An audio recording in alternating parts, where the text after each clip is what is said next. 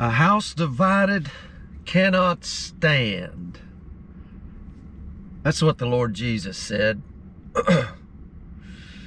You know, they've been doing this for a couple of years, few years, I don't know. They play the black national anthem, and then the national anthem. What is it? A black national anthem, a white national anthem? A house divided cannot stand. We got two flags. We got the stars and stripes. We got the rainbow flag. A house divided cannot stand. You know, the moral decay in our society, man, another school shooting up in Michigan. You wonder what in the world's going on here. You wonder, can America stand? How much longer can this great country survive the division and the moral decay that is in our country, the rot?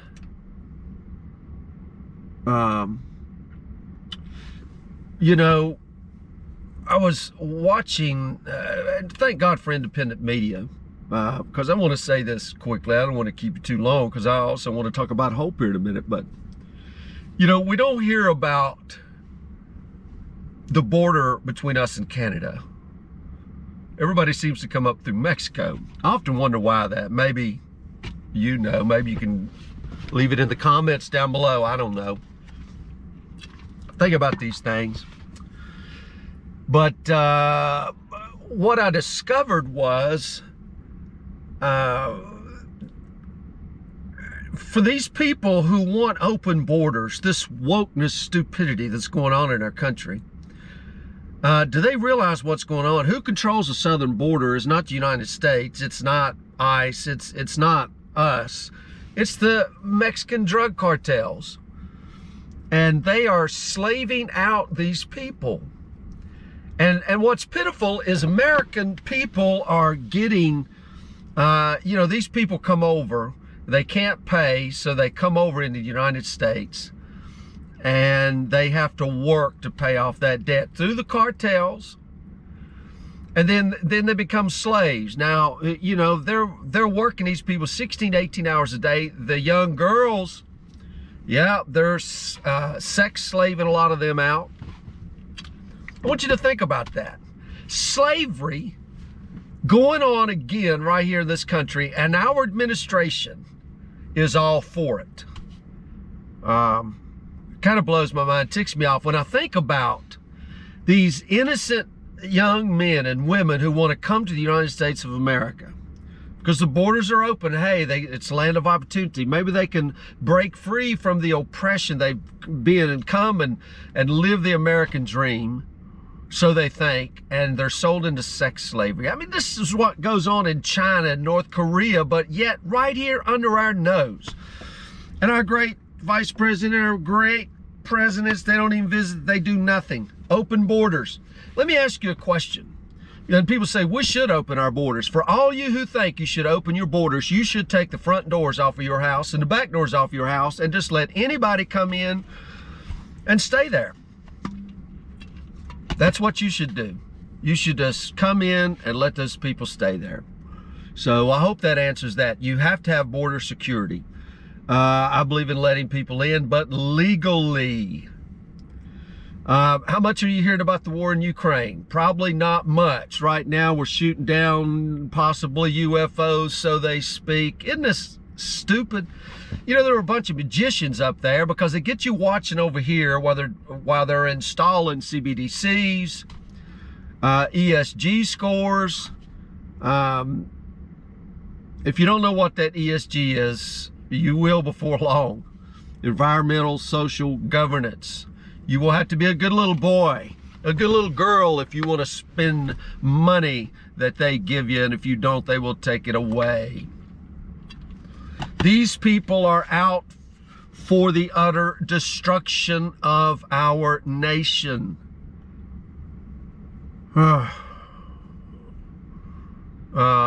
the train derailments, I probably shouldn't speak on it, but I will. It's called precision railroading.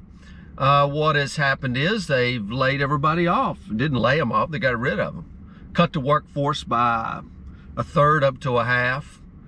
Everybody doing double, triple duties. Working your guts out, but you still don't have enough people. Why? Well, it's the same old thing as always. It's greed. It's money. Money. Greed, that's what it is. People want to know, it's no government conspiracy. It's just dadgone greed. You don't have enough people to do the stuff, so things break and cause great catastrophes. It's pitiful. It's pitiful. I just learned this the other day, and you know, in World War II, before World War II, when a lot of the Jewish people were wanting to leave Germany, do you know the United States closed the borders at that time and would not let them in? I did not know that. I knew a lot of other countries over in Europe would let them in, but I didn't know America wouldn't let them in either. So many, 6 million died in the gas chambers at the hands of the Nazis, and we didn't lend a hand. And now we do lend a hand, and now we're slaving the people out. This is pitiful. What rot. Where's the church at? Silent in their corners, trying to build a bigger building. You know, trying to get some more money so they can, so the pastor can buy a new jet. Pitiful. Absolute pitiful. House divided. Cannot stand. And when I go back to the war in Ukraine, and you know, I'm not taking sides here. We got no business being over there. America provoked the bear to invade because they want Putin out. They blew up the pipeline. They want Putin out. I mean, you know, why we hate them so much. People are worried the Russians want to take over the world. Let me tell you something. They don't want to take over the world. They don't.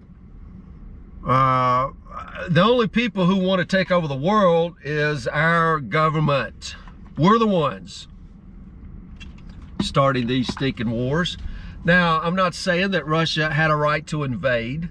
No, but I do know that they attempted twice peace treaties with Ukraine and America, and Joe Biden said, up yours. I would not hear it. And still yet, Blinken and these crazy people will not even talk to them. And how many hundreds of thousands Ukrainians and Russians are going to die because of the stupidity? Do we not care about humanity anymore? I don't care what skin color they are or what flag they go under. Do we not care that we're all part of one human race, made in the image of God? We all bleed one color. You know, and this comes from an old Marine here. War is atrocious. War is atrocious. And I'm just appalled by it. You don't even see it on the news anymore because who cares? We're just sending them billions. We got Republicans, Democrats all wanting the war because they get their money, campaign money for the military complex. And, you know, if they want to stay in power, in office, they have to do this. Lindsey Graham, Mitch McConnell, Nancy Pelosi, Adam Schiff, all of these people, they're corrupt to the core. JB2, Kamala, all of them, corrupt. That's all it is. Corrupt. And it's pitiful. A house divided cannot stand. I wonder how much longer we can stand. I don't know. I do not know. But I will say this. I saw something the other day. A good friend of mine, we went to school together, Robert Steele. He teaches at Tazewell County Vocational School. I don't know if they got another name for it, Technical Institute. I don't know. But he invited me up there to help judge a competition in masonry. And I got to judge with 4 other gentlemen, and I was really amazed. When I talk about hope, the vocational school has got other schools that feed into it. 3 right now. It used to have 4 when I went. They offer many different classes, masonry and beauticians and electronics, electricity, carpentry, auto mechanics, all kinds of stuff, nursing. It's really good for people to use their hands.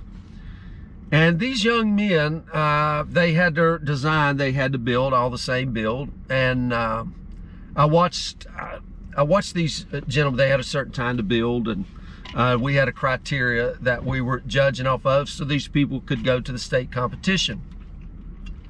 But the one thing that I noticed, and I talked to these young men from different schools, you had no idea.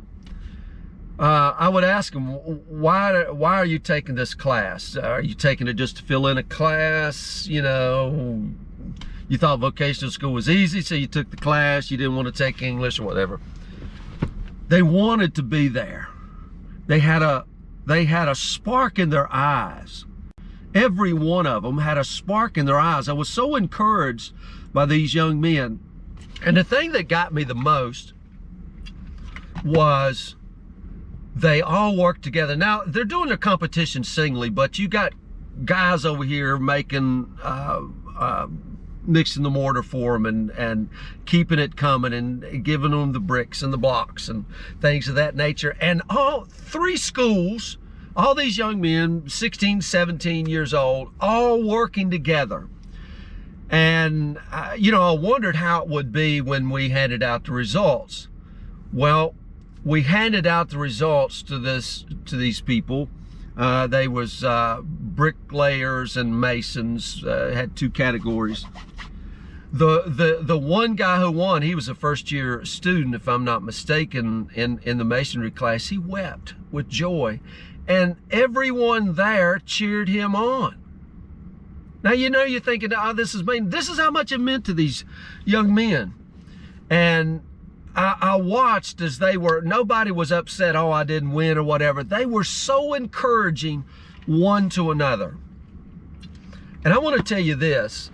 One of the things that people do is they, I'm trying to think how to put this, and I'll give this out in a very elementary way, but we're kind of copycat people. That's why Paul would say in the Bible, follow me as I follow the Lord. And the Lord gave us this example. So when you have people setting good examples, and then we as people, we mimic that. So when you get a society that out there in society that the people would look up to and want to mimic,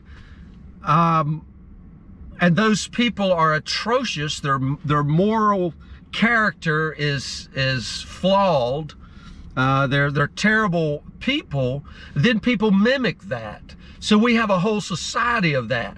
But but we have teachers like Robert Steele, who sets a good example, and I'll watch that example being emulated in those people. I don't know any of those people's home life. I don't know what it is, but I know in that class, they had taken on the personality of Robert Steele. And Robert, we've been friends for a long, long time. My friends, God bless you. You're doing an outstanding job. And things like that give me hope. And we need more of that in our society. Every one of us, wherever we are, need to set good examples. Coaches, teachers, workers, co-workers, managers, wherever. Set good examples. What we have going on in our society today is horrible examples. Look at our president. Look at the people that we have in office. Liars and cheats and robber barons and horrible, horrible people. That's what we have. We need more. So there's hope that this house divided will come back together and be stronger than it ever was. You know, Back in the day, people looked up to people like Dwight Eisenhower. They looked up to people like Douglas MacArthur. They looked up to people in our society like John F. Kennedy. People like that. Where are those people today? I will say this, maybe you are that person. There is hope. There is hope. And I've seen it. And I'm going to post a picture at the end of that group that I saw. I was so proud of them. I'm so proud of Robert. I was so filled with joy to get to be a part of that. Those young men, our future, man, as much turmoil and mess is going on out there in the world, I saw a sliver of hope. Leave me some comments. Hit the subscribe button. Let me know what you think about that. And God bless you all.